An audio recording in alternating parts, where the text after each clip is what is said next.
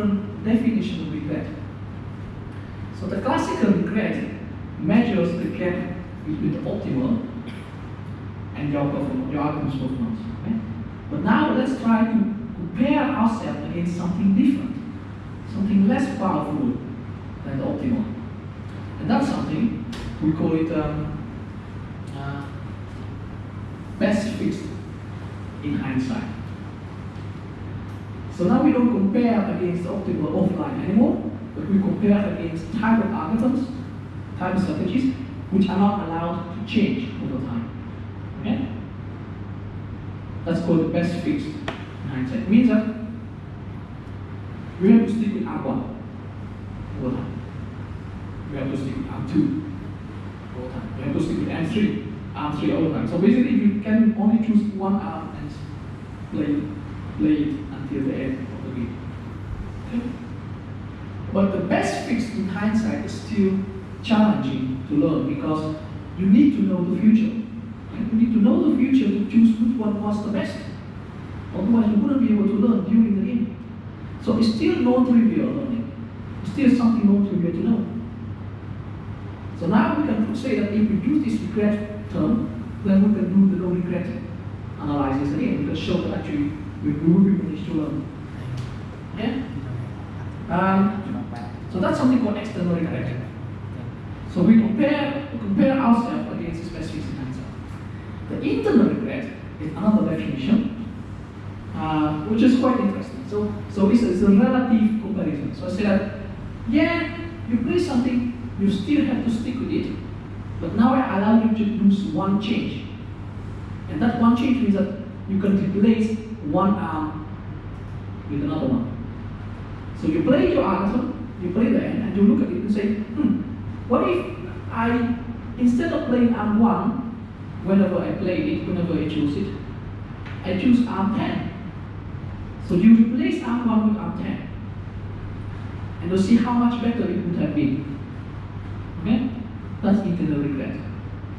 You choose the best improvement, best replacement. That's internal regret. Okay? So it's different from external regret in the sense that this is comparing against something fixed, right? Comparing against something out there. This is a relative comparison. Your algorithm, you do a little modification. How much improvement you can get by doing that little modification? Modification.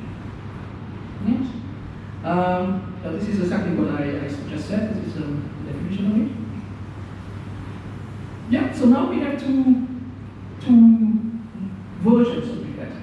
And the reason we have two versions is because it came from two different communities, different groups. And they stayed together, they existed in parallel for a while until 2007. So in 2007, Alvin Bloom and G.C. Mansur, they managed to prove that actually the two are the same. In the sense that, or algorithmically they're the same, in the sense that if you can design an algorithm which has a very low internal regret, then by just making some systematic changes to the algorithm, you will get an algorithm with a low external regret, vice versa.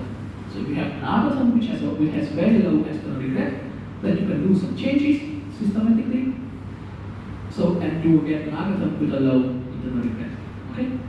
So basically, they are algorithmic-wise, they are similar. Because of this, we're going to focus on external regret only from now on. Okay? We don't care about internal regrets.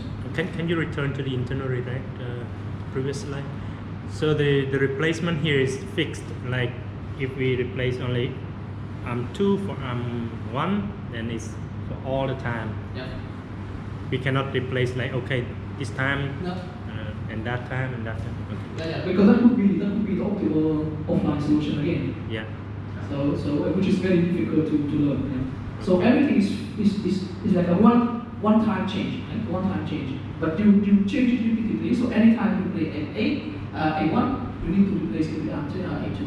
That's all you are allowed to do. Okay? Yeah.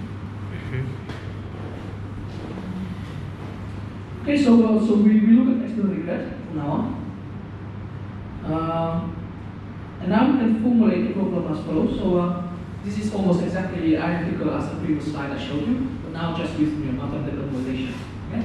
So here what we do is this is the best fix in hindsight. Performance of best fix in hindsight, right? Because sum of xk and the k is fixed over time, but then you choose the best k respectively. Okay, so this is best fix in hindsight, and this is on the right hand side.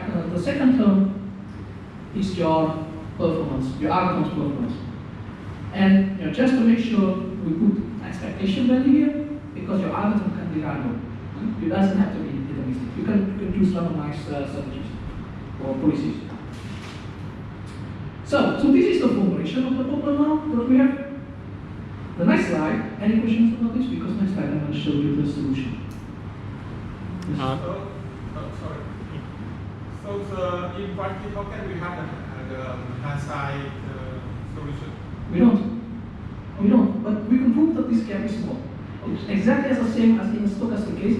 In hindsight, we don't know the optimal solution, but you can prove that the gap is small. Okay? The expectation under what, which distribution? Expectation in the decision.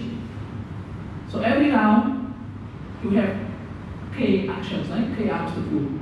You don't have to say exactly what you're going to pull. Right? You can say that, oh, I'm gonna flip a coin. So you mean like the policy distribution? Exactly. So this is just a safe notation because you don't have to stick with deterministic algorithms. It can be randomized algorithm. Okay.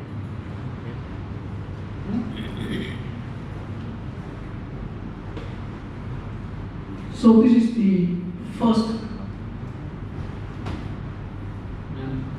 Okay, doesn't matter. It's just one letter here, so you should see it. You should understand the whole thing here. So this is the first algorithm which was proposed to solve this type of problem. It's a very famous one. It's called X3, and the reason it's called X3 because it stands for 3x what? Exponential. What's happening? I changed the ratio. That's you doing. Normal. Okay, so cannot fix by this. Anyway, so exponential exploration exploitation. Okay, that's why it has 3x. This is called X3. So what it does is the following. It uses set of weights W to calculate the probability to choose the next arm. Okay? And the way it calculates the probability to choose the next arm is the following. So it uses the weighted sum, normalized weight, to take the weight of arm, divide by sum of the weights. So this is the normalized weight. But then it has another level, it has a second level of decision to say that, okay, either you choose the arm with this probability, or I'm going to do a completely uniform random. Okay? So 1/k is a uniform random decision. And I'm gonna mix these two probabilities with gamma. So I'm gonna choose this probability.